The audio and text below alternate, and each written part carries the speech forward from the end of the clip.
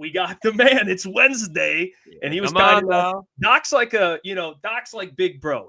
I text him. He says, "You know what? You guys are crushing it. Keep crushing it with Trey Wingo." He's joining the program. We're going to get to catch up with the Doc. As always, brought to you guys by BetUS. Please welcome to the show the publisher of Detroit Lions on Sports Illustrated, John Maakaron. John, what's going on, my man? Doc. Fellas, that was enjoyable, but real fast. Xavier, streams, buddy, fuck you guys. Come on. I'm sitting there enjoying the interview with your grandpa, and it was great. And listening to all the great stories. No, I kid. Trey Wingo is great. He's one of the reasons why guys like me go into it. He said it. You try to do stuff that you find enjoyable. You could listen to that guy do his thing for an hour, but I got to tell him, stop blowing up the secrets. I don't watch any games either. I just message Joy Taylor and tell her, hey, what should I say? What kind of hot take should I have today? I don't want him telling all the secrets. I don't watch any football either. But no, I'll say this. There is a unique debate that does happen between guys like him and people that do give their opinions. And listening to that, look, there's just, if you ask someone a question and they just tell you, well, I want to wait and see. Well, that's no fun. That's not what water cooler is. That's not why I started the podcast. I wanted to talk shit with the fellas. So if you ask me, I think the number one pick in the draft is going to be a debate between Cam Ward and Deion Sanders' son and Shedeur Sanders. So I think it's going to be fun as the draft starts. I've turned my attention to the draft. I read 50 mock drafts already, and you asked the question that's very interesting as well. Jaden Daniels will definitely outshine Caleb Williams because you see the poise right away. He's in the right system. I'm very happy that Caleb got Ben Johnson. It's going to help his career. But if you ask me, Jaden Daniels is the fucking truth. And that's why we do this, is that you don't say, in my opinion, humbly, let's wait and see. You ask a question, you get a direct answer, and let the people debate. But there's that fine debate between people that want to say wait and see and people that want to give opinions. And it'll be a tried and true debate for all times. But you ask the Doc a question, I'll give you a direct answer, and I don't give a fuck what anybody says. Oh, my. Well, what a start to the Doc Wednesdays. Hey, Trey Wingo, we love you, Trey. All right, the Doc shirts, that's his opinion of everything. That's the Doc. That's our good friend. That's our guy. I interrupted the Doc to tell you about the sponsor of today's video, and that is BetUS. You can head over to BetUS and get in on the NFL playoffs. And I'll tell you this, I like the Kansas City Chiefs this week against the Buffalo Bills. They were my pick to make the Super Bowl, along with the Detroit Lions, but I'm sticking to it. They are almost even money. I'm going to go ahead and place my bet on the Kansas City Chiefs, and you can do that as well. Head over to BetUS now. And again, always remember, bet responsibly, gamble responsibly, because BetUS is offering you 150% on your first deposit, 125% on your second and third deposit, up to $2,000. All you got to do is use the code YouTube150. Now, let's get back to the video. Doc, let me ask you, I'll start it off. What a fucking week, man. I know you've been grinding because within 48 hours of the Lions losing, which we talked to you that night, and the Doc joined the boys at 2 a.m. Doc was still at Ford Field at 2 a.m. talking to the fellas.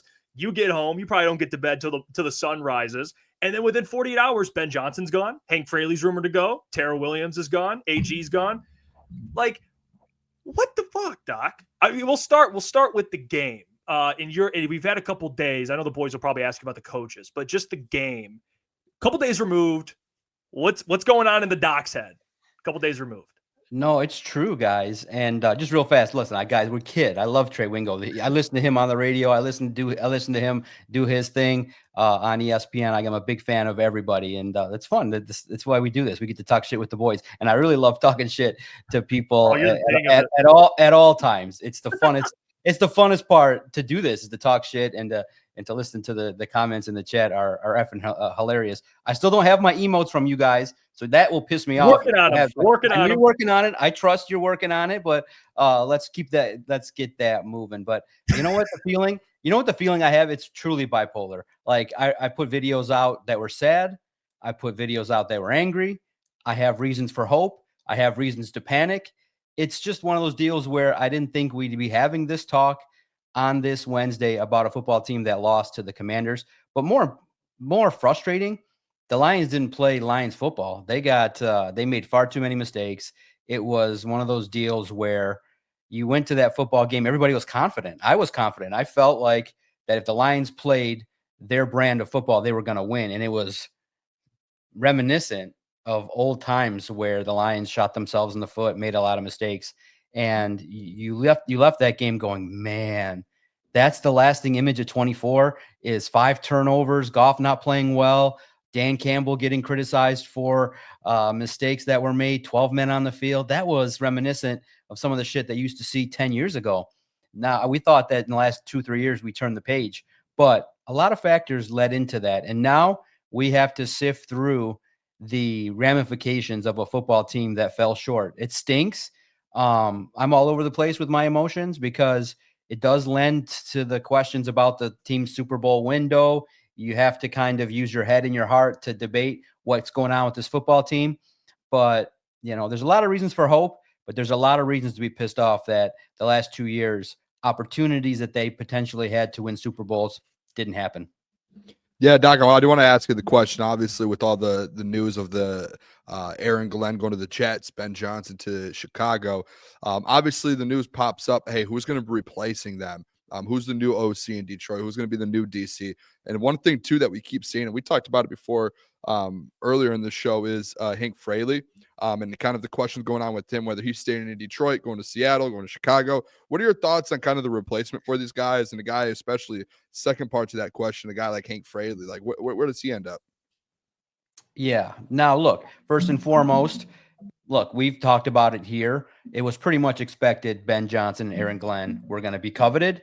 They got their deals. They moved on. And we'll talk about, do I think that it was distracting or all of that kind of talk? They're gone. And so it's just that fast. First and foremost, credit to the Lions, because I said this earlier on a radio interview. I'd never in a million years would think that the NFL world would covet coaches from the Lions. That's wild to think about, that people were making overtures to Ben Johnson and Aaron Glenn.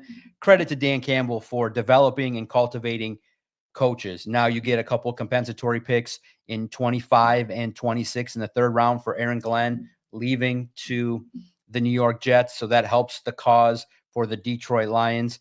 And you recognize now there's going to be a void. There's going to be a void, and there's no guarantee that who Dan hires is going to come in and right away have this thing up and running. It may take time, but I'm confident. I do think that clearly Dan knew that Ben and Aaron were on this track. Dan revealed it. He does meetings. He cultivated a meeting room that taught them how to think through the game. They talk ball all the time. So he knows. And I think that the plan is probably has been in place, but he's going to do a thorough search. And I do expect that Dan Campbell will make the wisest choice given time. It's not going to happen fast. Now, Hank Fraley's unique because I do think that there's some leverage going on in regards to him seeking opportunities with the Seahawks, potentially to help himself with here in Detroit. Now, do you make him the offensive coordinator? Probably not. I do think that if he gets a reasonable offer, now you're hearing a little bit of conflicted reports out of Seattle. Maybe they want to have him split, make him the run game coordinator and somebody else a play caller because he doesn't have that experience. I wonder, will he take an opportunity to leave? I do think the opportunity is better here in Detroit with the offensive line that you have here, but does he want upward mobility? Because I do think that the leaders in the clubhouse here for Detroit, I think there's 2 guys ahead of him. And I go back and forth. I think Scotty Montgomery is a more well-rounded coach, can relate to Jahmyr Gibbs and David Montgomery and the offensive line. So to me, I would vote, if you ask the doc, for Scotty Montgomery and then working closely with Dan Campbell to play call. I think that's fine. Tanner Engstrand, I think, would do the job as well. The passing game coordinator, I think that he's more aligned with Jared Goff. So Jared Goff's going to have input. So I do think it's going to come down on the offensive side to either Tanner Engstrand or Scotty Montgomery. I think that's pretty reasonable to keep the terminology the same. Internal options, no problem. Defensively, I think you're going to have that debate back and forth. I think Kelvin Shepard has been groomed by Aaron Glenn to take over the job. But I do think that there's names out there that are better with more experience. And if you're Dan Campbell, is it wise to go with 2 internal options, 2 first-time coordinators at the NFL level? I don't think you do that. I think you look to Dennis Allen, you make the call, you say, hey, are you interested? And then you make the triple call and you offer the dollars to Robert Saleh. And again, this message has been biased and will always. That's your guy, Doc. That's your guy. Robert Saleh is my guy. I would love it. It would be Ego Habibi Fest. It would have you'd see the Doc. I would literally pull up to his presser with some hummus and some beef bread and some chicken shawarma and maybe the fun times we would have there. It would be great to have two Lebanese guys going toe to toe, talking defense, battling it out. But in the end, too, when you look at his tape, aggression, I think the problem would be solved with the inability to get sacks. I think Aiden Hutchinson would have 20 sacks. You'd find the edge rusher on the opposite side. And I think Robert Saleh would develop Terrion Arnold to get as close as possible to be a great individual. I think Saleh's more right now ready to be a DC than he is a head coach because he never figured out the offense. And you got to be a two-way. You can't just run one side of the ball. And, you know, when you have a quarterback that you take number 2 and it's a flop, that's a real bad stain on your head coaching record. But defensive coordinator, I think Saleh could do it. So to me, I think you go external, and Allen or Saleh hopefully gets an opportunity, but I think it might land on Dennis Allen. You know, Saleh, maybe with the Jaguars, you don't wish that on him. That's nasty. The way they operate is ass backwards. The way they operate their business is terrible. But he does have a big offer. You hear out there reports that he's got a big fat offer with the 49ers. So I just don't think that Habibi time happens in Allen. It would be effing amazing if it did. I would be very happy, and I'd have to put aside my bias at times, but it would be great to have. But I think that, you know, the question marks are real. What's going to happen when you make these 2 changes?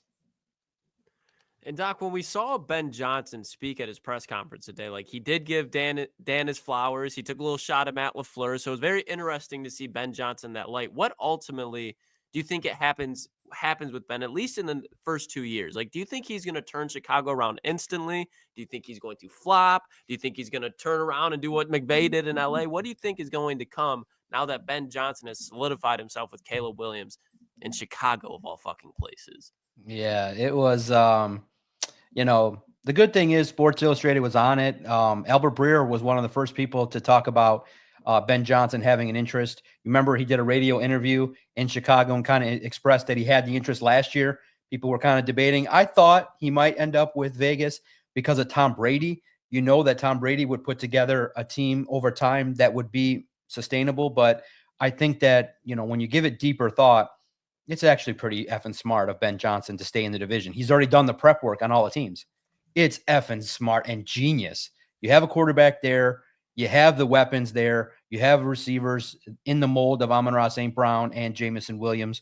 Now, the biggest question mark is going to be his defense. How is he going to align a defense, put that together? Because that's most important. I do think Ben Johnson will succeed. That's why I'm pissed. I think that's why Lions fans are pissed, is that he's staying in the division. He's going to go toe-to-toe with Dan Campbell. But he's got the ultimate, you know, chutzpah. I respect that a lot. He's got big, huge, you know, he's taking the risk to battle it out with his mentor, and you got to respect that. But to me, the people that are all virtuous and are like, I can't believe people are upset. The moment he cut ties with the Lions, he's dead to me. I hope he flops. I will celebrate when he gets fired in 5 years. I hope that Dan Campbell rubs it in the dirt. I hope Jared Goff, Amon-Ra St. Brown, when it's simple. It's out of respect. You don't, you know, go out there and, you know, dab it up with your opponents. He left.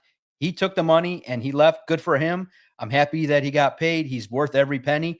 But in my opinion, it's Detroit or bust. You'll never see me with an NY hat on the air. You'll never see me wearing anything but Detroit gear. So for all the Lions fans, good on you. That's what you're supposed to be. And everybody's like, I can't believe you guys would react that way to Ben Johnson. Well, in the end, it's the same way. And hopefully you recognize my pattern here. Ben Johnson didn't win shit in Detroit. I don't see no rings. I don't see no ultimate prize. He didn't win jack shit.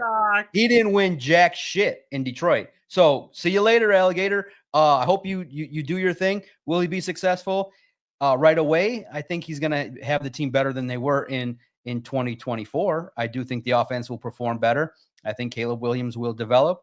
But in the end, I still think the Lions are the class of the division, and they still got Dan Campbell with more experience and Brad Holmes. And we still have to evaluate how Ben Johnson is going to run a game at the biggest moment. But for Lions fans, I'm proud of you. Who gives a shit about Ben Johnson? I hope he flops. And you know what, Doc? Jeff didn't like that. Yeah, well, I don't mind people rooting against him because he's with the Bears. I just don't like, Doc, people trying to discredit what he did in Detroit. Like, Trey Wingo came on and said the first thing he brought up was, and I get it's more than just Ben, but he was a part of the last 2 seasons. Lions have the best record in the NFL. So, hold on. Okay. Now we understand that he was a great offensive mind. He helped Jared Goff, but let's talk about some of the words here. Let's really uncover some things that are deep that I asked about. 3rd down and 1. Why the fuck are you running a play to Amon-Ra St. Brown that has a chance to be a failure? Multiple times, the aggression that Ben Johnson displayed, you could argue, hurt the team. 3rd down and 1, empty set. What the fuck is that? You would argue that his latest, you're only as good as your last performance, and his last performance was terrible. Why the fuck are you having Jameson Williams throw the football? What the fuck are you doing? You're only down 10 points. You have some momentum. You're moving the football. Jameson Williams throwing the football, that was what you came up with as your trick play. I think, sometimes these coaches, they get a little bit, these offensive minds get a little bit out of whack, and there's always a difference, and Trey said it. Ben Johnson as well. I thought that, yes, razzle-dazzle is always fun in the regular season, and the analytics will always show that, hey, being aggressive is worthwhile. But there were a lot of times late in the season, those 3rd down calls were fucking terrible. They were awful. Like 3rd down and 1, and you're running passes that are 5 yards out with a 5-step drop with Jared Goff. And I asked, and you can go back and listen, I asked Dan directly, empty set, 3rd and 1. Why did you not run the football? You have an offensive line. You have 2 running backs that are great. Perfect storm. Well, guess what? I can eliminate any storm. I can take away the clouds.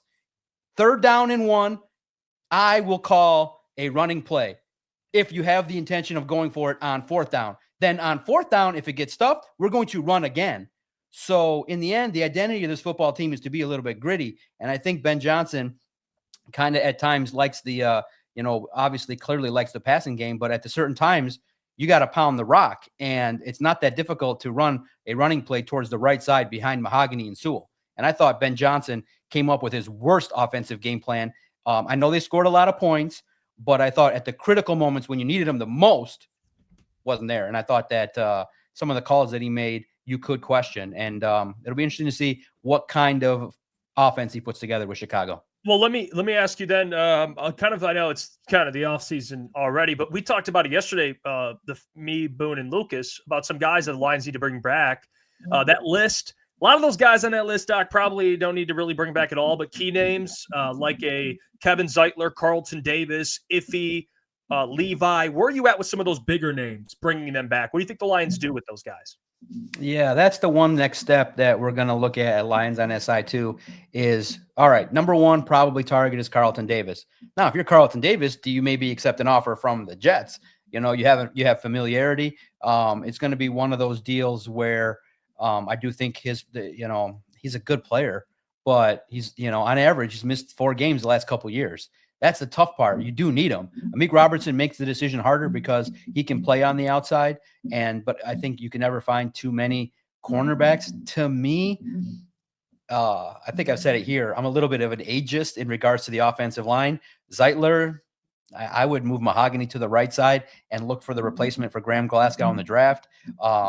You hope that Manu can potentially start the process of getting some time. Maybe, in a reserve role, clearly not going to be a starter. But I do think that, Zeitler was okay, did a good job. Glasgow was a problem. Maybe you keep him, but switch him to the right side if you let him play because you still have him under contract. So there's going to be a lot of decisions that are made that are going to be really important in terms of, hey, do you give JMO and Hutch contracts now? Many people probably are speculating that Hutch will get the deal and JMO will get the 5th-year option. So there's a lot of interesting free agents that are going to be looked at and targeted. Derek Barnes coming back from injury.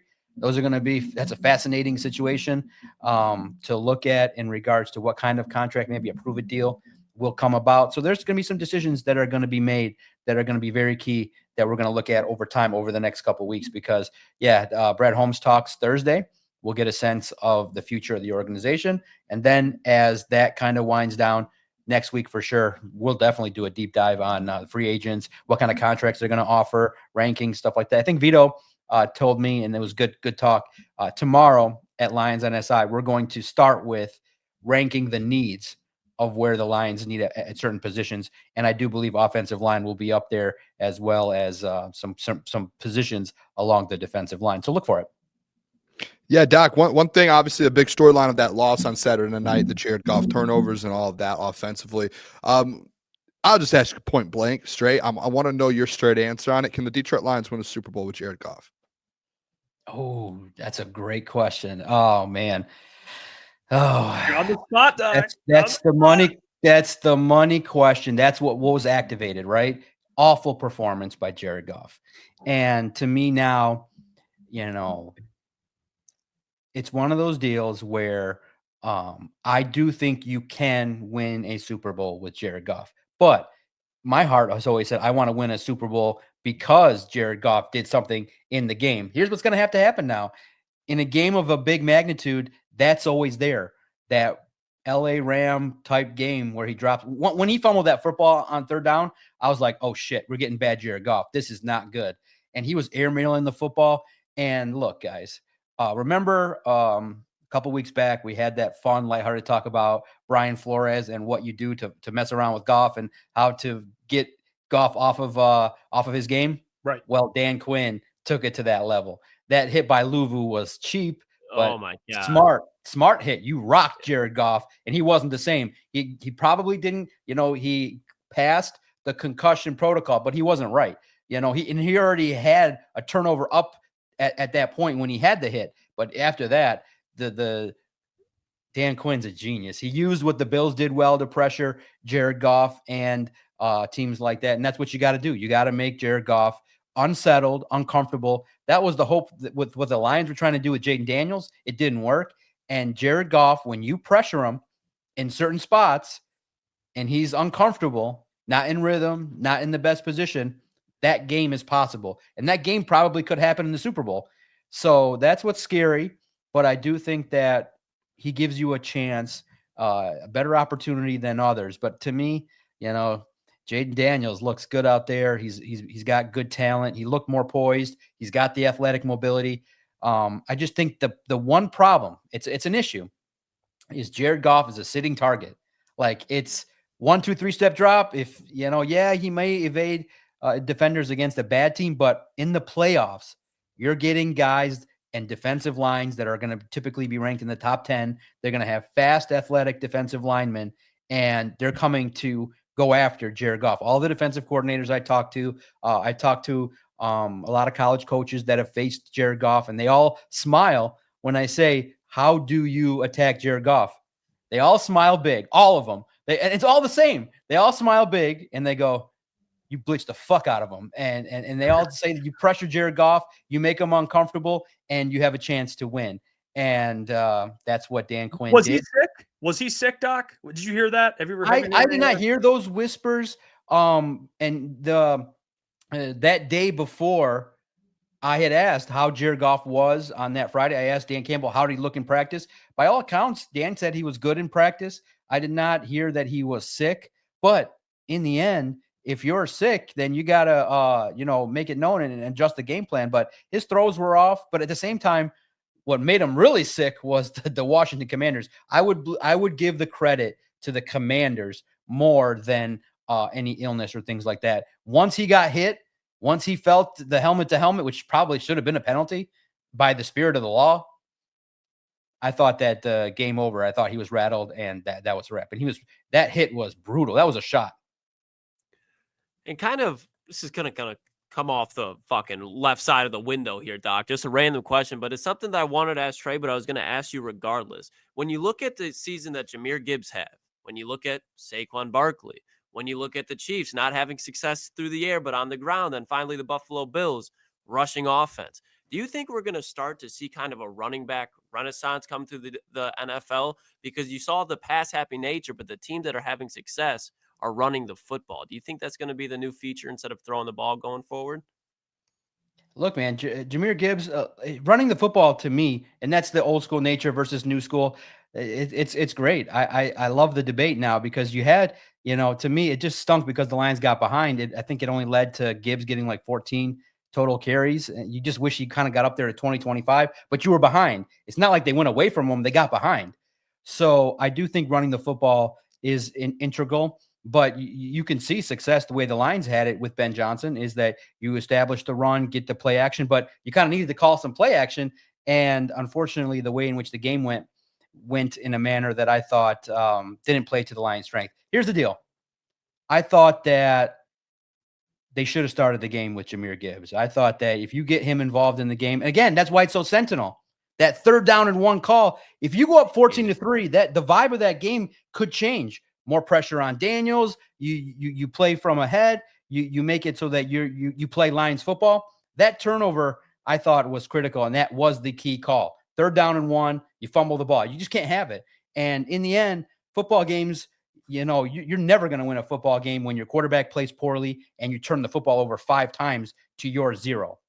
So the strategy should have been to run the football a little bit more. But here's the problem that I didn't see, over time is that Graham Glasgow just, in regards to his play, did not have his best performance in the postseason. And it ended up being costly. There were some plays there that were that cost the Lions. And you get, when you're 3rd and long or you're not having positions, you're not ahead of the sticks, it ends up being a problem. But it's tough. You got to find those running backs, but it's a passing league, and it's advantageous because the way the game is called to have, it's a quarterback driven league. So when you pay a quarterback $40 million, you don't want to pay him to hand it off, so that's why you realize Caleb Williams, Jaden Daniels, you got to have that right mix. The Lions kind of always want balance. They've been that way, but I would say that for this game against the Commanders, the offensive line also fell short too. It was just a cavalcade of errors.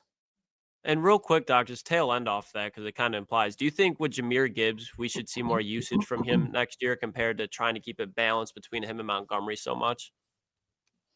Man, that's great, right? The Lions, we've asked that philosophy question to the coaching staff. We've asked it to Scotty Montgomery. We've asked him and said, hey, like why? And also too, there's a benefit to the running backs in that by having more of a split, you can extend their career. You can keep them fresher longer. But to me, and it's not really nice to say, but I'm more like, hey, you utilize these running backs the first 3-4 years on a rookie deal. You run them until their treads are thin and done. And then you get the next running back. And Jahmyr Gibbs, you invested a nice draft pick in him. I think he showcased, he gained more confidence. I like what he did. I do believe he's a home run threat every time he touches the ball. I would think that, if Scotty Montgomery is the offensive coordinator, I do think you're going to see still kind of that involvement with David Montgomery, but you got to go 60-40 with Jahmyr Gibbs. I just think that he's explosive, and I think that David Montgomery coming back might have hurt this team more than people thought. Well, Doc, you mentioned earlier you're an opinion guy, so I'm going to throw out an opinion question on you, Doc. Give me your prediction. Who ends up as the Lions OC? Who ends up as the Lions DC? Who will it be, Doc, in your opinion? Yeah. Gotta pick one. No, I'll give it. And here's the funny part too, real fast, because I want to address a theory here that people will always say. They'll say, "Oh, Doc don't know analytics. Doc don't know. He doesn't focus on." Listen, okay, I understand all the analytics. All right, but you still have to account. Analytics don't account for real time what's going on in the game. All right. You can say, oh my God, the play call that Dan ran on 4th down allowed him to win, 67% of the time. Well, guess what? Your last guest stood in front of the microphone and said, hey, Dan's got to adapt a little bit. And I'm the same way. You know what I mean? All the analytics in the world can, dictate all your decisions. But to me, my opinion is you built an offensive line. You have Jahmyr Gibbs and David Montgomery, and you have a tush-push option. You can't get a fucking yard. Something's wrong. I think that in that moment was sentinel. So you can take your analytics and share and tell everybody, well, oh my God, Dan's analytically right. Oh, that this many times. In the end, you lost the game. You were aggressive at the time when you really didn't need to. I think the odds would have been pretty simple at that 3rd down. You score that touchdown. It's a totally different game. Analytics, guys, you can be as nerdy as you can and type all the numbers you want. Okay. But in the end, the Lions are not in the postseason, and they're gone. Turnovers, Jared Goff, there's issues. And now you have to worry. The Super Bowl window is in question. It's open. I'm never going to say it's closed, but the league's getting better. AFC, Lamar Jackson now is hungrier than ever that his tight end dropped a fucking 2-point conversion. Oh, Baltimore's falling apart. Listen. Lamar Lamar Jackson's Jackson's burning. No, Lamar Jackson's still there. Josh Allen is still there. And you have a division now that has a coach that knows all your plays and knows everything about Dan Campbell. So I'm not saying it's not possible, but the road gets tougher. And Dan Campbell, I thought, knew it. When he said last year, this is tough.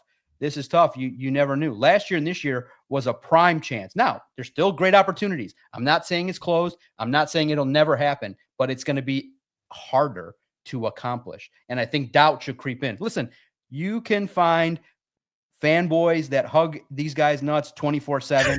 I'm telling you that the path to win a Super Bowl is harder. When you change coordinators, you're going to change a roster. It's going to be harder. It's still possible because I believe in Dan Campbell and Brad Holmes. But to sit there, remember, half the people went on the air, and I did as well. I have to own it. I predicted a 10-point victory. I didn't respect the Commanders enough.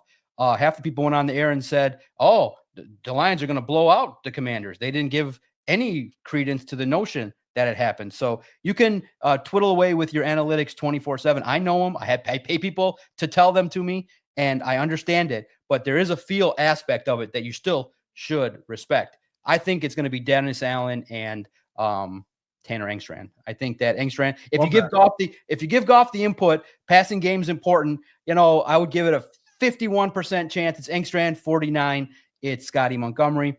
I do think Goff's input is going to be serious, and I do think that Engstrand's in the mold of if continuity of language, terminology would keep the offense rolling and everything like that. So I think Dennis Allen, you go with relationships, but I'm going to throw it out there. Please, universe, Robert Saleh aggression. It would be great. It would just, and again, I'm biased, pure bias. Like I know all the percentage of blitz and man versus zone and all that kind of stuff. It's all great. And there are weaknesses that he has in his defenses at times that it got exposed by the Jets, but I'm just being personal. I would love it because I feel like as my source and Rolodex grows, a Lebanese guy would also like to talk to a Lebanese guy. So I kind of, would believe that. And I think that Dennis Allen, you go with what you know. And at the same token, Dan's loyal.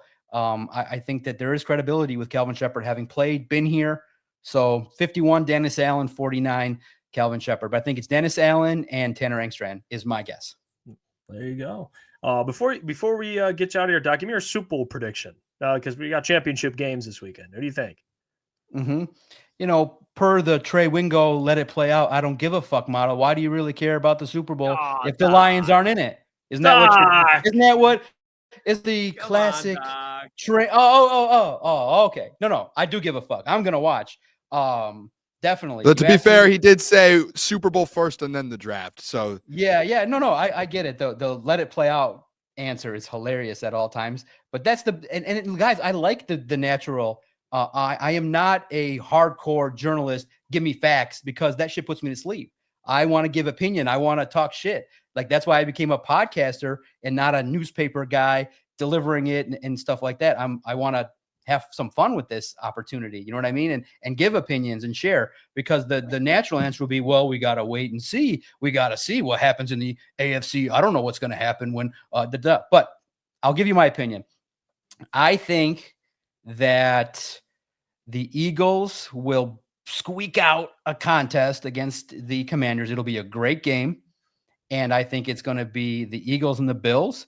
And I think that it's time for Josh Allen to get the monkey off of his back.